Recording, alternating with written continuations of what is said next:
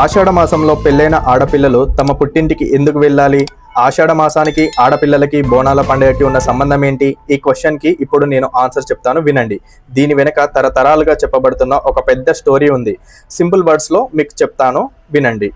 శివపార్వతులకు ఉన్న పిల్లలను ప్రమదగణాలు అని అంటారు. వీళ్ళంతా కేవలం పరమశివుని శక్తి ఆధారంగానే పుట్టారు. అయితే ఒకరోజు పార్వతీదేవికి భూమి మీద ఉండే మనుషుల్లాగా 9 నెలలు కడుపులో మోసి పిల్లల్ని కనాలి అని ఆశ పుడుతుంది. ఒకరోజు శివపార్వతులు ఇద్దరు ఒక సరస్సు ఒడ్డున కూర్చొని ఉన్నప్పుడు పార్వతీదేవి, స్వామి, నాకు మనుషులలాగానే 9 నెలలు కడుపులో మోసి పిల్లల్ని కనాలి అనిపిస్తుంది అని చెప్తుంది. అప్పుడు శివుడు, దేవి, ఒక ఆడదానిగా నీకు ఆ కోరిక పుట్టడం అనేది సహజమే. కానీ భూమి మీద ఉన్న మనుషుల్లాగా ఒక బిడ్డను 9 నెలల పాటు కడుపులో మోయడం చాలా కష్టం. ఆ తర్వాత ఆ బిడ్డను కనేటప్పుడు వచ్చే నొప్పిని భరించడం ఇంకా కష్టం. నువ్వు ఆ నొప్పిని భరించడం నేను చూడలేను, అందుకే వద్దు అని చెప్తాడు. ఇక పార్వతీదేవి శివుడి మీద అలిగింది. ఇక శివుడు, నేను కూడా చేసేదేమి లేక సరే అంటాడు. అయితే కప్ప ముట్టుకొని స్వచ్ఛమైన నీరు, తుమ్మిద ముట్టుకొని స్వచ్ఛమైన పువ్వు నాకు సమర్పించినప్పుడే ఆ కోరిక నెరవేరుతుంది అని శివుడు చెప్తాడు. అది విన్న పార్వతీదేవి సంతోషిస్తుంది. తర్వాత శివుడు ఆ వరం నెరవేరకూడదు అని తన నాలుక మీద అబద్ధమని బీజాక్షరాలు రాసుకుంటాడు. అలా రాసుకుంటే ఆ కోరిక నెరవేరదు అనుకుంటాడు. మరోవైపు శివుడు చెప్పినట్టుగానే అంత స్వచ్ఛమైన పువ్వులు, అంత స్వచ్ఛమైన నీరు ఎక్కడ దొరుకుతాయి అని పార్వతీదేవి ప్రపంచమంతటా గాలిస్తుంది.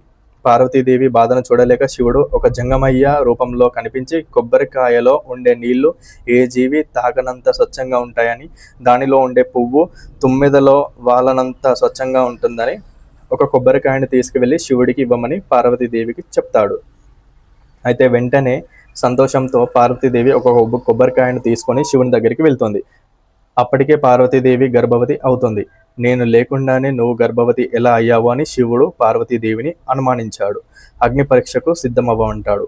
పార్వతీదేవి వంటి గొప్ప దేవతను కాల్చడానికి అగ్నిదేవుడు కూడా ధైర్యం చేయలేకపోతాడు.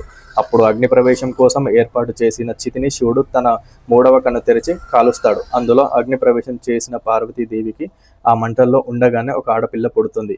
ఆమె తన తల్లి శరీరాన్ని కాలకుండా కాపాడడానికి తన శరీరంతో పార్వతీదేవి శరీరాన్ని పూర్తిగా చుట్టేస్తుంది. ఇంకప్పుడు పార్వతీదేవికి ఏమవ్వదు. అగ్ని ప్రవేశం చేసినప్పుడు పార్వతీదేవికి ఏమి కాలేదు కాబట్టి ఆమెను పుణ్యస్త్రీగా భావించి పార్వతీదేవిని మరియు ఆ పుట్టిన పాపని కైలాసానికి తీసుకొని వెళ్తాడు. మంటలో కాలడం వల్ల ఆ పాప శరీరం నల్లగా మారుతుంది. శరీరం నల్లగా ఉండటం వల్ల ఆ పార్వతీదేవి ఆ పాపకి నల్లపోచమ్మ అని పేరు పెడుతుంది. కానీ ఆ పాప శరీరం నల్లగా ఉండడం శివునికి నచ్చలేదు. ఒకరోజు పార్వతీదేవి నిద్రపోతున్న సమయంలో శివుడు ఆ పాపని తీసుకెళ్లి భూమి మీద ఉన్న ఒక అడవిలో వేప చెట్టు కింద వదిలేస్తాడు. తర్వాత అదే పోలికతో ఉన్న ఒక ఆడపిల్లను